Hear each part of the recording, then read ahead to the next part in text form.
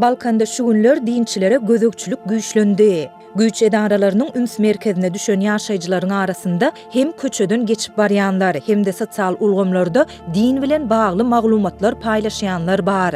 Bu barada Adatlygyň Sewitdäki habarçysy we çeşmeleri 18 awgustda habar berdiler. Balkan awatta we Türkmenbaşyda İslam dinine aşy anan ýardylyp gataplanan adamlar we TikTok, imo ýaly sosial ulgamlarda post paýlaşanlar şu günler MHM tarapyndan soraga çekilýär. Çeşmelerin sözlerine göre güýç edaralary sosial ulgamlarda paýlaşylan islendik dini mazmunly maglumatlary aýyrmagy talap edýär. Olar muny dini propaganda etmek diýip atlandyrýar. Güýç edaralarynyň ünsüni çeken maglumatlaryň arasynda mövlid okumaly, sadaka bermeli ýaly mazmunly postlar bar diýip ýene bir çeşme aýtdy. Balkanly çeşmelerin maglumatlaryna göre dinçilerin aglawy köpüsü dini senelerini bilelikde bellemek üçin öýlerinde jemlenýärler. Şeýle duşuklara gatnaşýan adamlar hem basışa sedewar bolýar.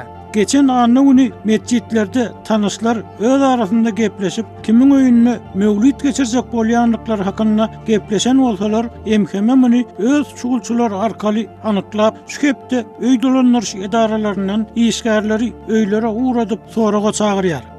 Şäher häkimliginiň binasynda duşanma güni geçirilen soraw edişlige gatnaşan adamlaryň biri şol ýerde özünden başga onlarça adamyň jemlenendigini gürrüň berdi. MHM ofisierleri giden 50 töweregi dinleri ýygnap wahhabist egilýal guramalara agdam etdiler. Gaty beter çuňlaşdyrýaňyz. Öňler mövlid diýilen zat okulyp adamlar beýle din çäreleri geçirmezdi. Haýsy kitapda bar bu diýip din meselesine teredýän MHM ofisier aýtdy.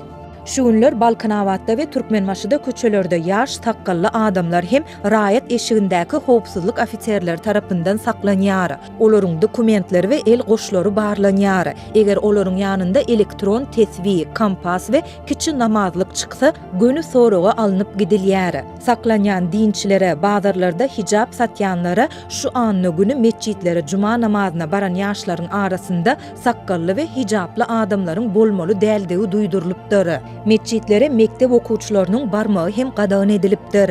Howpsuzlyk aladalar sebäpli anonimlik şertinde söhbetdeş olan Balkanly çeşmeler dinçilere edilýän häzirki basyşyň arasynda internetiň haýallandygyny, VPN-leriň ençemesiniň petiklenendigini hem aýtdylar. Dünýäwi Türkmenistanyň kanunlary raýatlaryň din azatlygyny kepil geçýär. Türkmen resmileri muňa garamazdan raýatlaryň dini ynançlary sebäpli ýygy-ýygydan ýyzarlanma barada tesbir bermeýärler we halkara guramalarynyň din azatlygynyň bozulmagy barada edýän tanqidlerini reddedýärler.